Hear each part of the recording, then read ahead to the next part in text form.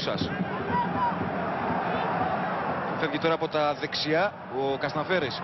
Έχει χώρο, τον ακολουθεί Φωτάκης, γυρίζει για τον Τιμπαλά. Αργεί να σουτάρει αυτός τώρα, θα το κάνει παρά στα δίχτυα. 1-0 ο Πας Γιάννενα με τον Πατρίκ Τιμπαλά στο 7ο λεπτό της χώρο για να γυρίσει και με την άνεσή του να σουτάρει. Ο Χαλκιάς, δείτε το ξανά πως εκτελήχθηκε η φάση. Με τι άνεση μπαίνει ο Κασταναφέρης, μόνος του Τιμπαλά, στριφογυρίζει. Σουτά. Πάλι τα Γιάννενα μπροστά με τον Τιμπαλά. Να έχει χώρο και να μπαίνει στην περιοχή. Γέμισμα για τον Πακαγιώκο, αυτοκόλ 3-0. Προηγούνται του ΠΑΟΚ. Δείτε εδώ πως ο Τιμπαλά και ο Σνάους σκόραρε μάλιστα. Τιμπαλά ζητάει μπάλα. Σε αυτό θα φτάσει μπάλα. Ευκαιρία για το 4-0. Η μπάλα στα δίχτυα. 4-0 με τον Πατρίκ Τιμπαλά. Η έκφραση του Σάντος και του Χαλκιά. Και αυτό είναι το 4-0.